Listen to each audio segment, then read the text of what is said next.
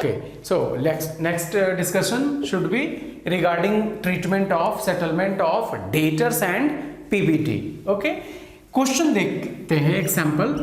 Suppose this is old balance sheet. किस scenario में ये बात हो रही है वो जरा समझ में आना चाहिए. When old balance sheet is given, maximum time you will face that debtors is given in this form: debtors less provision for doubtful debt, provision for bad debt, जो भी बोलो आप.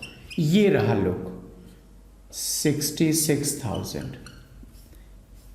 अब हम लोगों को फॉर्म डिसॉल्व करना है. तो फॉर्म डिसॉल्व करना है तो इसको रियलाइजेशन अकाउंट में ट्रांसफ़र करना होगा. ये सबको पता है फर्स्ट स्टेप. तो मैसेज ये दे रहा है कि जब भी किसी एसेट में प्रोविज़न अटैच्ड हो, मोस्टली डेटर के साथ ही होगा, रेयर केस में मैसेंड्री में लेस डेप्रिसिएशन, ठीक है ना.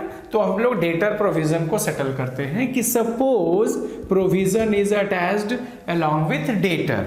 अब जब यहाँ पे हम लोग छाप क्वाड्रेंट में एसेट को ट्रांसफ़र करके लाते हैं तो टू डेटर्स लिखने का आपका ड्यूटी है. अब क्वेश्चन ये उठेगा आपके मन में कि वेदर यू शुड राइट 70,000 और 66,000. इनर कॉलम अमाउंट लिखें या पीबीडी लेस होने के बाद आउटर कॉलम अमाउंट लिखें. वही रूल पढ़ना है. That whenever provision is attached on debtors, debtors are shown at full inner column value. उसका जो बुक वैल्यू है उसमें इनर कॉलम वाला वैल्यू फुल अमाउंट पे शो होगा. एंड प्रोविजन फॉर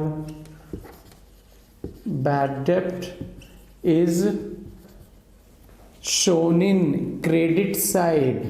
जो हम लोगों का छूप क्वाड्रेंट है, छूप क्वाड्रेंट में पीबीडी को शो करो और छाप क्वाड्रेंट में डेटर्स को इनर कॉलम पे शो करो. ठीक है. आपके मन में चल रहा होगा कि अच्छा सर क्या बिगड़ जाता, ये दोनों को अलग अलग करके कौन सा तीर मार लिए, डायरेक्टली ही टू डेटर्स 66,000 लिख देते तो क्या बिगड़ जाता. उससे भी तो बनाने पे गेन या लॉस मैच तो कर ही रहा है. ठीक तो है ही. ठीक नहीं है. Rule is rule.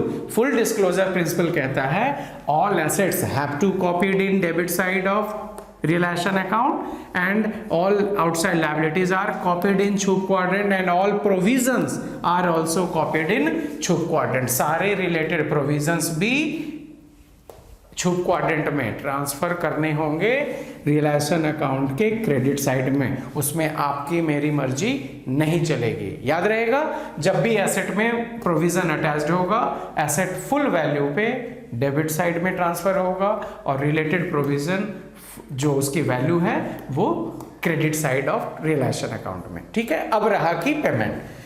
डेटर्स का जो भी पेमेंट रियलाइज होगा वो पहले भी पता है कि हम लोग उसको पा क्वाड्रेंट में रिसीव करेंगे. At which price we have recovered the amount from debtors, वो तो हम लोग क्वेश्चन में देखेंगे. वो दिया रहता है सब. बैंक अकाउंट से जितना डेटर से जितना अमाउंट रियलाइज हुआ that will be shown here. 70 का था वो 68 हुआ या फुल 70 हुआ वो दिया रहेगा. पीबीडी का कुछ भी ट्रीटमेंट, कुछ भी पेमेंट नहीं होता है. ये मैं अलग से पॉइंट लिखवा दूंगा. पीबीडी का कुछ भी पेमेंट नहीं होता है. तो क्या हुआ कंक्लूड करने से, डेटर इनर कॉलम वैल्यू पे debit side, PBD credit side. ये हो गया छाप और छूप कॉपी करने वाला काम. डेटर का जो रियलाइज वैल्यू होगा वो पा क्वाड्रेंट में होगा, लेकिन पीबीडी को केवल छूप करके यहाँ कॉपी करके भूल जाना है. उसका पेमेंट नहीं किया जाता. भैया आप किसको पे करोगे, ये तो एक प्रोविजन क्रिएट किया हुआ है ना. कोई असली में तो कोई पर्सन थोड़ी है जिसको आप बुलाओगे भाई आओ पीबीडी आप पैसे ले जाओ. क्रेडिटर को बुलाओगे वो पैसे लेके जाएगा. पीबीडी कोई बंदा थोड़ी है that he will come and demand the money and we will pay. Got the point. So PBD का ड्यूटी केवल है यहाँ रियलाइजेशन में क्रेडिट करेंगे, छूप करेंगे, छोड़ देंगे. डेटर छाप करेंगे और पा करेंगे. क्लियर है.